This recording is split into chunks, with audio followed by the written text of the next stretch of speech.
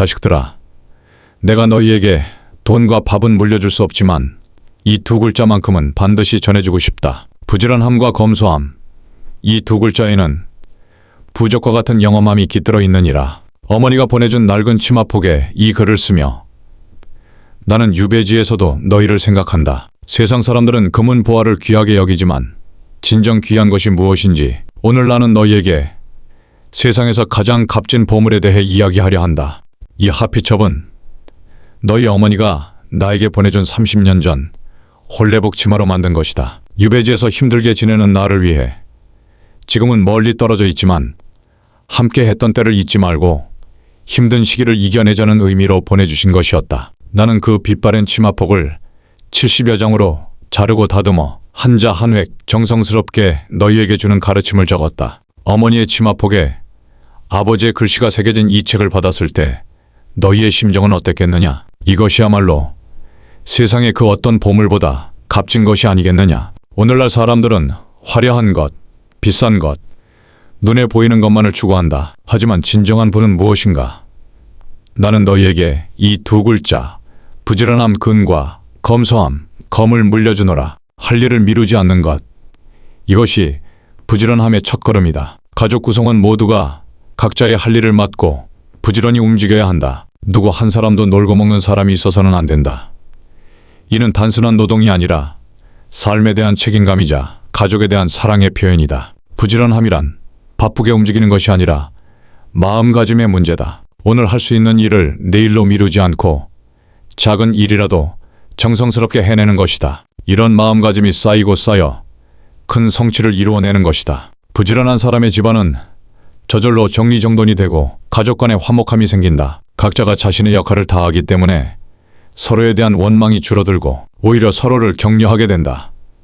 이것이 부지런함이 가져다주는 첫 번째 선물이다. 요즘 사람들은 더 비싸고 더 화려한 것을 소유하는 것이 성공이라고 생각한다. 하지만 그것이 진정한 풍요로움일까? 나는 너희에게 비싸고 귀한 비단 옷을 입을 필요가 없다고 말하고 싶다. 고급 옷이 헤어지면 아주 볼품없게 되지만 애초에 값싸고 거친 옷은 헤어지더라도 그리 나쁘지 않기 때문이다. 고급 옷은 오히려 오래 입기에 부적합하다.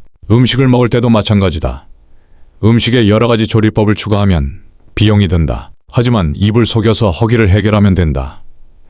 배고픈 것은 잠깐이다. 젊은 사람이 잠시 입을 속여서 배가 부르면 더 맛있는 것을 먹고자 하는 욕구가 사라진다. 이것은 단순한 절약이 아니다. 진정한 만족이 무엇인지 아는 지혜다. 외부의 화려함에 현혹되지 않고 내면의 충실함을 추구하는 것이다. 검소하게 사는 사람은 경제적 부담에서 자유롭다. 남의 시선을 의식하여 무리한 소비를 할 필요가 없고 진정 필요한 것과 그렇지 않은 것을 구분할 줄 안다. 이런 사람은 마음의 여유가 있고 그 여유로 다른 사람을 도울 수 있게 된다. 세계 최고의 부자 중 한 사람인 워렌 버핏을 보라. 그는 엄청난 부를 소유하고 있지만 검소한 생활을 하는 것으로 유명하다. 그가 제일 좋아하는 음식은 햄버거와 밀크쉐이크다. 고급 레스토랑보다는 평범한 음식을 선호한다. 심지어 그의 딸은 성인이 되기 전까지 자신이 갑부의 딸이라는 사실을 몰랐다고 한다. 아버지의 검소한 생활을 보고 자라면서 자기 집이 부자라고는 생각하지 못한 것이다. 진정한 부자는 돈을 많이 가진 사람이 아니라 돈에 휘둘리지 않는 사람이다. 검소함은 바로 그런 자유를 준다. 세상의 의복, 음식, 재물은 모두 허상이고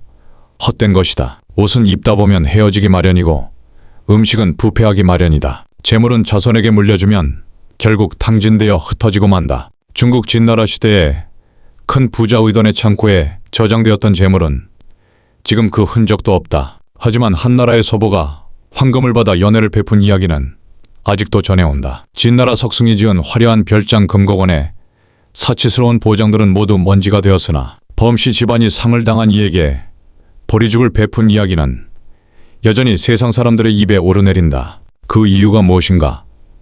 형체가 있는 것은 없어지기 쉽지만 무형의 자산은 사라지기 어렵기 때문이다. 자기가 자신의 재화를 쓰는 것은 물질적으로 사용하는 것이고 타인에게 재화를 베푸는 것은 정신적으로 재화를 쓰는 것이다. 물질을 물질적으로 향유하면 소멸하는 데 기한이 있기 마련이지만 물질을 정신적으로 향유하면 변화와 소멸을 피해간다. 이것이 바로 베품의 지혜다. 사람들은 재물을 안전하게 보관하려고 온갖 방법을 동원한다. 금고에 넣고 은행에 맡기고 부동산에 투자하기도 한다. 하지만 가장 안전한 보관법이 무엇인지 아는가? 재화를 비밀스럽게 저장해두는 방법 중 가장 좋은 것은 남에게 베푸는 것이다. 그러면 도둑에게 빼앗길 염려도 없고 화재로 인해 소실될 걱정도 없으며 소나 말이 운반하는 고생을 겪을 것도 없다. 게다가 자기가 죽은 후에도 아름다운 명성을 남겨줄 수 있으니 세상에 이보다 더 큰 이익이 어디 있겠느냐. 베푸는 사람은 물질적 손실을 입는 것 같지만 실제로는 가장 큰 이익을 얻는다. 베푼 것은 결코 사라지지 않고 오히려 몇 배가 되어 돌아온다. 사람들의 기억 속에, 역사 속에, 그리고 우주의 질서 속에 영원히 남아있게 된다. 자식들아, 이제 너희가 오늘부터 실천할 수 있는 방법들을 알려주겠다. 첫째, 매일 아침 일어나면 오늘 해야 할 일을 미루지 말아라. 작은 일부터 시작하여 하나씩 완성해 나가라.